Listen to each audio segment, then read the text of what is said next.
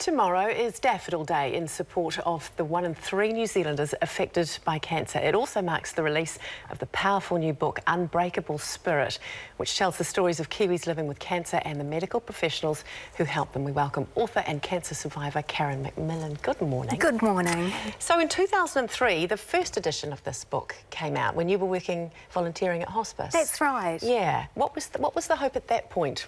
How long ago was that? 12? Yeah, 12 years ago. 12 years ago. I never thought I'd write a book about cancer. But my mum and dad died young of cancer, and I was a volunteer for hospice after that. And one time they sent me along to interview Mitch Albom, he's a famous author, American author. He wrote the book Tuesdays with Maury. Yeah. So we got chatting, and he said to me, after I told him a little bit about mum and dad, he said, "Girl, you've got a book there." So having this famous author tell me I've got a book idea, I thought, oh, well, maybe I should have a think about this. Yeah.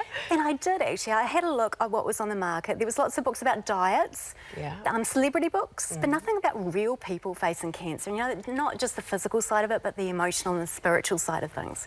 So that's what you did? That's what I did. And then what do you know? 8 years later, you're staring down the barrel of your own diagnosis. Yes, but this is a positive story because it's a story about catching my cancer early. My mum died of breast cancer, so I just talked to my GP and said, what's their battle plan with this? You know, there's a chance I could get it as well. Yeah. So I was in the habit of doing my regular screenings, went along for the mammogram. From your early 30s on? Yes, really early. I got really blasé about it. Oh yeah, my annual checkup, away I go.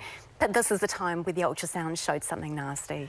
Wow. Yeah, and nothing prepares you for that moment, I've got to say. You know, even after my parents going through it, I thought, oh my goodness, I've got cancer, I might die. You know, it's a really horrible moment. I can imagine. And then suddenly you're in the kind of the unique position as well as having two perspectives, because you've been a caregiver for your mum. Yeah. And then suddenly you're a patient yourself. Did it help that you'd been through it all before? Yes, it definitely did. The doctors spoke a language that I already understood. Yeah. That's the key part of it. Yep.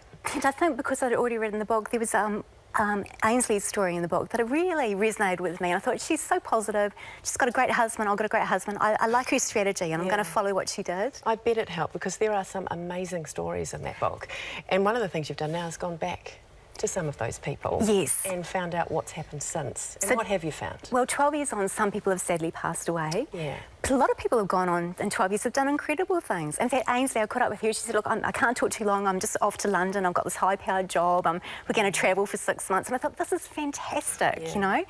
And she said to me, 12 years on, this cancer isn't really part of my life anymore. It's well and truly in the background. That's amazing, eh? Stories of positivity. One, and I mentioned it to you as I walked in and greeted you this morning, one story, it is a sad story because she didn't make it. She was only 18 when she died, and that's of Jasmine Macbeth. Yes. It is just it's a phenomenal read. What an amazing child. An amazing girl. I interviewed her when she was 14 years old. She was just this, the theme of the book is Unbreakable Spirit, and her spirit was not broken at all. You know, she was into everything that teenagers are into. Loved her music and fashion and hair. So she died when she was 18, but her parents filled me in on those last 4 years, and she just did amazing things. She didn't give up, eh? She didn't give up at all. No. You also talk to medical professionals and discover some quite good news.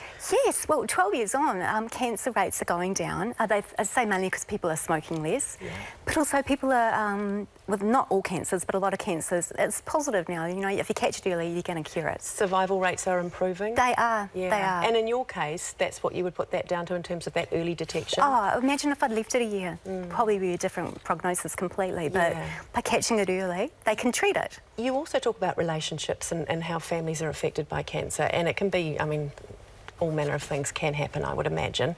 In many cases, though, you find it does bring people close together. Well, with my husband and I, we became much closer after that, and I think it's because we tackled it as a couple, and I think that's really important. Yeah. So don't lock your loved ones out of it and make them part of the forced march that you have to go through with this. For sure. I guess relationships do break up, though.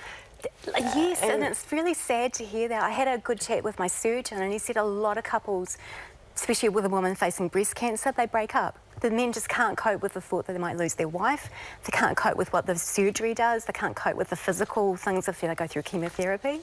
What advice would you give to husbands who might be in that situation? I'd go to every appointment with them, with your wife, and I would just go, just have faith that you're going to get her back again. She's going to go through a period where she might lose her hair and she might look a bit different, might be a bit sick, but she'll come back and she'll be better than normal. Yeah, you know? yeah, you bet, because she's won a massive battle. Yeah, yeah. What would be the most important advice that you could give to people in terms of relating to other people who might have cancer? Because it can be one of those, just one of those scary things. You don't know necessarily what to say, or whether what you're going to say is going to be wrong. Okay, don't overthink it. Make contact as soon as you can. Even if it's an email or a text message, just make contact and just say, look, I'm here for you, what can I do? And just be there as their friend. If they haven't changed, they haven't had a personality transplant, so feel confident that they're the same people. If they're going through treatment, how are they feeling? What's something little that you could do, like is taking a meal? A meal's a great idea. A meal's a great idea. Offer to take them to drive to appointments. Yep. Like all those practical things you can do. They might need someone to babysit their kids. But also just little gifts are lovely. You know, when you're going through this and you get a bunch of flowers, it's not a cliche. You actually think, oh my goodness, someone, you know, has thought of me, and my spirits are lifted by that. I bet. And what about just some last advice for someone who might have been recently diagnosed with cancer themselves? Accept that you're going to need some help. You can't do this on your own. Make sure that your GP's involved and your medical team are really good. But, you know, this is the time to lean on your loved ones. Yeah. You can pay the back later. Surround yourself with friends and family. Yeah, absolutely. And let them help you, which is a hard thing to do. Often people think they need to be stoic, but you don't. Make sure people are included in what you're doing. Karen, your story is a wonderful one. Oh. So glad you're sitting here talking to me today. Oh, thank you. Well done with the book. Congratulations. Unbreakable Spirit is out right now. If you would like to pick up a copy, just head to our website for the link. There it is. And now, without further ado, he is back on our shores to celebrate the release of his highly anticipated new album. It's called Virgo. It's Jay Williams.